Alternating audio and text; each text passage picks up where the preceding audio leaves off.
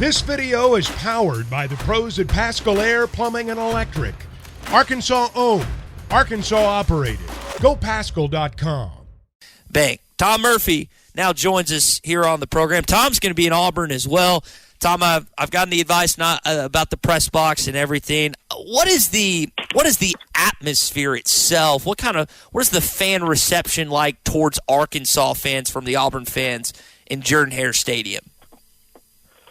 Good morning, everybody. Can I be not happy about traveling to Auburn? Because it's a mess. I mean, we went in 2018. We got off the elevator like normal and walked down to the area that was the press box, which is one of the best in the conference. It was low, and it was a big, wide open space, and they treated you very nice, and it was set up for the VIPs. And it was surprising. And then we went on down to the trailer, the Spartan trailer at the end of the stadium that is now the press box, with a bad view from the end zone, can't see the Jumbotron. It's just a disaster. Auburn people are really nice. Their SID staff is probably about the friendliest, one of the friendliest in all the conference. So can't pin it on them. It's the administrators who made the decision. And it won't be long, maybe, before we'll be covering Auburn football games remotely when we go. So maybe we won't be going. I don't know. Well, Tom, I know that this is a huge game for both parties. We were talking about, is this the bigger game for Jimbo Fisher or Brian Harsin in their upcoming matchups this weekend? And I know it's also a big matchup for Sam Pittman. How do you get, if you're Sam Pittman, the secondary's confidence back, like you were talking about?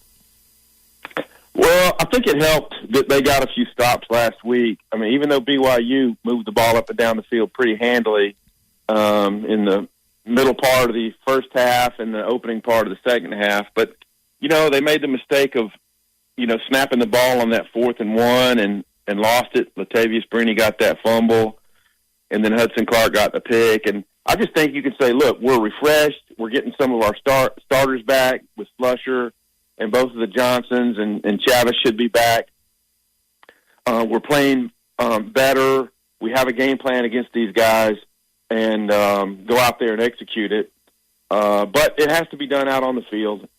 And it's been a long season, starting with Jalen Catalon going down in week 1 and Ladarius Bishop in week 2. So I would say they go into this game with a mild amount of confidence. And if they can get a few stops, if they can come up and tackle Tank Bixby, help the frontline guys, it could be even more momentum. That leads me into my question, Tom. Tank Bixby, is tackling him and and having sure tackles like the number one thing for this defense? Bixby's rushed for 6 touchdowns this year, a little over 500 yards, over 5 yards a carry. A lot of people look at some of the other elements of their offense and their quarterback, but tackling Bixby, to me, seems to be the number one thing on the list. Yep, I believe that's priority number one. He was slippery on them 2 years ago in that kind of a rainy game. He broke so many tackles in that game, and he runs hard. And he's got a head of steam coming from the Ole Miss performance he had. So a lot of confidence there. And it's interesting hearing Sam Pittman talk on his radio show last night. When they run their stuff, there's some RPO to it, and it's like, who do we want to carry the ball? And I think at this stage, you'd rather have the Tank Bixby mesh covered. So Robbie Ashford's read is, I keep the ball. And then, go after a guy who's not as maybe adept or used to ball security and that type of stuff, a little taller, so you can get down at his legs. But he's a sprinter. I mean, and Arkansas had a big-time problem with Jalen Milroe and his speed against Alabama. And so I think Auburn is going to try to get Robbie Ashford through some gaps and out on the edges and see if they could get him loose in the secondary and do some damage to the Razorbacks. Rocket Sanders has 870 yards and 7 touchdowns. Tom, do we see his 1,000th yard this weekend? Ooh. Well, let's see. That's easy math, right? 130 right. equals 1,000. Mm-hmm. And so I think there's decent odds for it because you know that he's going to be a huge part of the game plan, because if you can keep the ball and you can put 7 up at the end of your drives, then that puts a big amount of pressure on Auburn offense to match you every time. And if you can milk the clock down and just be really efficient, and Sam Pittman talked about how sharp KJ Jefferson's been in practice this week.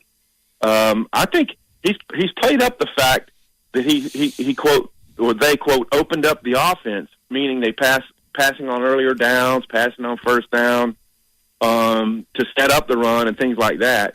But still, if you're Arkansas, your game plan has got to be get Rocket about 20 carries, let the other guys do their things too, and 130, I think it's about a 50-50 proposition at this point.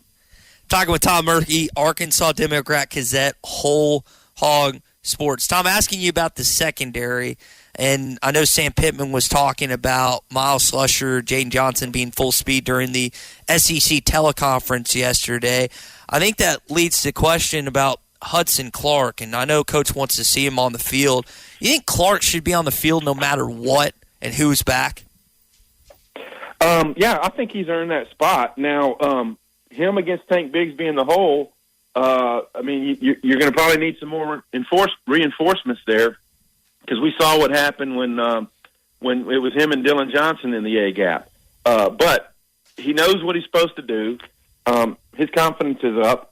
And so, yeah, and I asked Sam Pittman specifically about that yesterday, and I think they're going to leave him at one of the safety spots.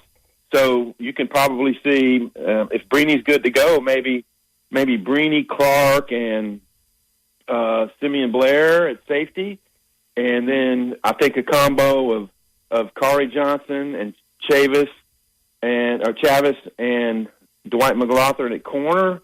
And then you got a combo of Slusher and Jaden Johnson at the nickel, and suddenly you're looking like you have a little bit more depth. I mean, look, let's don't forget the fact that Trent Gordon, yeah, he gave up a touchdown in the Mississippi State game, but you didn't hear his name a ton, and he had 5 or 6 tackles against BYU, so that means he was doing good things for you.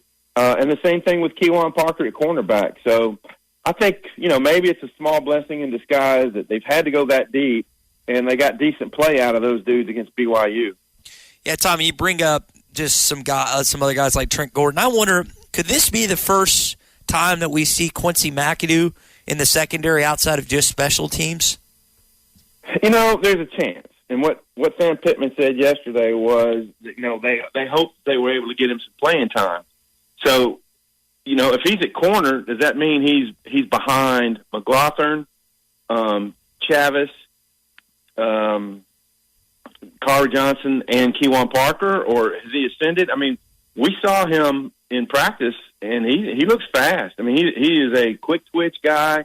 He's got some height about him, and I mean, he's the type of tall corner that if he's got the hip fluidity and all that, and he's got his technique, he can help you. And I don't know what ultimately will happen with Quincy if he goes back to receiver next year, but I think it's really neat that after they asked Mbake about it, and he did it, that Quincy McAdoo basically volunteered just to help out. And so I think one of the issues Arkansas has had this year is they haven't had many games where they can do some experimental stuff. Like, okay, here's a series, we're up 21-0. We're going to put Quincy McAdoo in for this entire series. They haven't had experimental periods like that. The games that you thought maybe, like Missouri State, didn't materialize that way. I mean, we thought we might see Kewan Parker in that game and some other guys, and it just hasn't happened. They haven't been afforded that opportunity. And with Liberty coming in next week, I mean, that to me, that's a tooth and nail game. And so they just haven't had to see more of Jordan Crook, to see more of, to see Caden Henley at linebacker and Jackson Woodard, guys who flashed for you in the past. So that's just been one of the offshoots of having a tremendously difficult schedule. Tom, what would back-to-back road wins, I know there's a bye week in between, what would a second or a consecutive road win do for the confidence of this team going into this key stretch to close the regular season? Yeah, it would be really huge because we know that Sam Pittman has already, established a culture with the program. The team has bought in. They play for each other. they don't let go of the rope in any games. They just keep battling. And back-to-back road wins would be a good feather in their cap. And it would also break a 6-game losing streak to Auburn. And they've already snapped a couple of long streaks. They did it against A&M. There was decently long ones against LSU and like a shorter one against Mississippi State. But they've beaten the teams in the West other than Bama and Auburn. So, it would be a huge deal to get a road win, the first in a decade, down at Auburn. Tom, good stuff. We'll catch up Tuesday morning and recap what happened and get ready for next week's non-con game against Liberty. Football is back, and BetOnline remains your number one source for all your football betting needs this season. You'll find the latest odds, matchup info, player news, and game trends. And as your continued source for all sports wagering info, BetOnline features live betting, free contests, live scores, and giveaways all season long. Always the fastest and easiest way to bet on all your favorite sports and events like MLB, MMA, tennis, boxing, and even golf. Head to betonline.ag to join and receive your 100% welcome bonus with your first deposit. Make sure to use the promo code BELIEVE to receive your rewards. That's BLEAV. Bet online, where the game starts.